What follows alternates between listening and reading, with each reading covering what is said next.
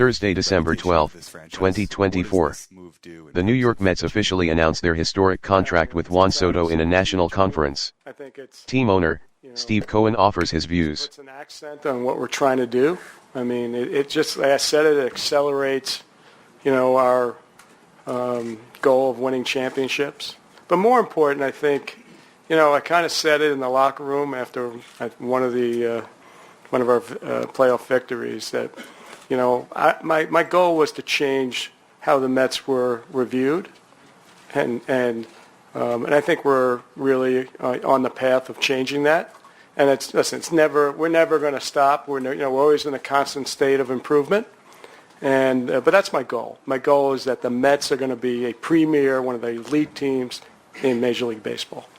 Hello, everyone, and welcome to Scandal Sheet.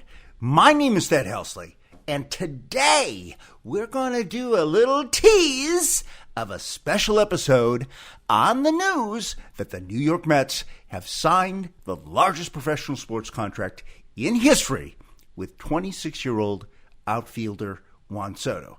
And to lead us through this historic event, we are again joined, or will be joined, by our longtime guests and favorite New Yorkers, the Mets mob. But at the moment, we are joined briefly, we are doing a tease here, by one of the Mets mob, Mr. David Grover. David, would you like to introduce yourself? Thank you, Thad. Dave Grover. Happy to be here. Mets fan. I've been a guest on this pod many times, both as in my capacity as a personal injury attorney and in my capacity as a sports fan and a Mets fan. So very happy to be here in my capacity as a Mets fan today. So it's I'll add a little legalese to it, but yeah, what a great week to be a Mets fan. Very exciting. I have 765 million reasons to be happy today. That's very good. So, for the benefit of listeners, we were hoping to get the whole mob here tonight and throw this thing online. It looks like it's going to be a Sunday, but David is going to help me for the next couple of minutes, kind of tease you guys, give you a little bit of excitement about what's going to come up on Sunday. So, David, you're the lawyer of the bunch. The other guys are like ad sales and stuff like that. I mean, maybe you want to just say,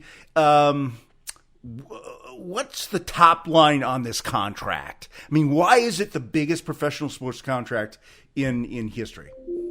Well, yeah, 15 years. Think about how old you are, how old I am. Add 15 years to that, and that'll be when this contract is over. And that's scary, isn't it? If you think about that? But he's only 26, so he'll still be in his 30s. No, he'll be a billionaire in his 30s.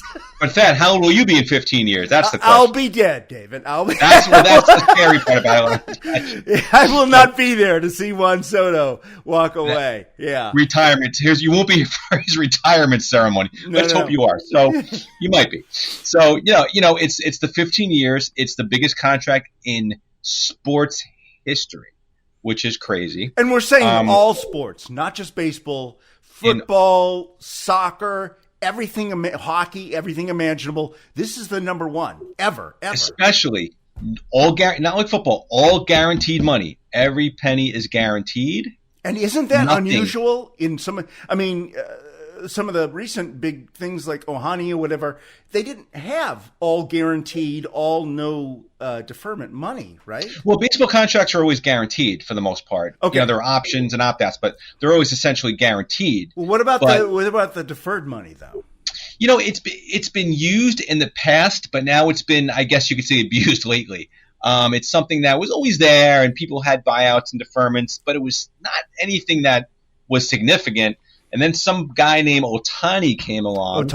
Right. Signed a nice little $700 million contract, but was only making $2 million per year now. And then he's going to get paid the rest of the 80 when he's an old man. Well, that's what I mean. A lot of money. And that guy is one of the guys that is worshipped as probably the best baseball player that ever lived, or at least one of them, and maybe Juan Soto is in that camp. But how come he has to defer most of his money, and Juan Soto doesn't. I think the biggest reason is is 2-6, his age, 26 years old. So this is kind of unique to have a player this great to become a free agent. It's not that common. Typically, players like Ohtani, like Aaron Judge, are 30 years old. It's a big difference because when you sign at 30, well, how many great years do you have left? Typically, maybe 5. Right, and I recall, like you may remember, and because I'm a Washington Nationals fan, I live in the D.C. area. They signed that contract which at the time was a record-breaking contract with Steven Strasburg, right after winning the World Series in 2019, and then and it was the biggest contract ever. And then he only showed up in like 15 innings in 3 years. It was like the biggest tragedy in professional sports. Worst contract in maybe sports history, certainly baseball history, we could say. Yeah. But he had a history of injury, and he was, I think, 32 or 33. And of course, fans were like, great, sign him up. But I mean, I was like, really? You think? Pitching contract. I think pitching's a little different. I think pitching contracts are a lot more risky. Yeah, it is more risky. Yeah, so why did they do it? Well, Babe Ruth was a fat, 300-pound guy, and he, and he was one of the best baseball players that ever lived. Every picture you see of him, you're like, wow, that guy's really fat. So how did he huff it around? He didn't have to huff it around because he kept hitting home runs. He could walk the bases, but he was an outfielder. But he played till, I don't know, in his 50s or something like that. So I guess if you're not a pitcher, you can get away with a lot more. You could. Look, I mean, you have to assume, first of all, we could discuss this on Sunday, but there were some storylines of Juan Soto looking kind of heavy at the press conference. Yeah. I'm going to post that picture. I'm assuming it's nothing, but that did come out. You think he was wearing a fat suit just to be, like he went to the Santa store and got the fat suit thing? He's at Scott Boris's office every day. They probably have a buffet there. Who knows what's going on. It's all macaroni and cheese. It's all he was loving life, but I'm hoping he'll get in shape now. And he's supposed to be a hard worker. I'm hoping it's going to happen. Look, the Mets, it's a combination of a lot of things. Best player, one of the best players in all of baseball, coming out at 26 years old. Right. You had the Dodgers, the Mets, and Yankees all going after him at the same time. That's going to raise the bidding up dramatically. And it's really a unique situation. And you had a team like the Mets who all of a sudden they had this incredibly wealthy, passionate owner who was ready to really put his stamp down there and say, this is it. Dodgers got Ohtani last year. Yankees have gotten everybody. It's my time. This is the time. Nothing's going to stop me. I think that was his whole thing here. There's never a player like this that comes out as a free agent. And also the Mets have money coming off the books. They had money coming off the books. They had money to spend. This was the best guy that's going to be out for a long, long time. Let's just go crazy and get him. And, PR-wise, sales-wise, look, my son already bought a Soto jersey. So, jersey-wise, ticket sales, marketing. Steve Cohen wants to build a casino, hotel, entertainment center around Citi Field. Oh, wow. This could help going that direction. So there are so many business reasons besides baseball that I think makes sense here too for the Mets. And I think that's why they went further than they probably wanted to. But again, 26, that's the magic number to me. Okay. Well, ladies and gentlemen, I mean, you heard it here first from Mr. David Grover, attorney at law, super lawyer. Is it 5 years in a row now?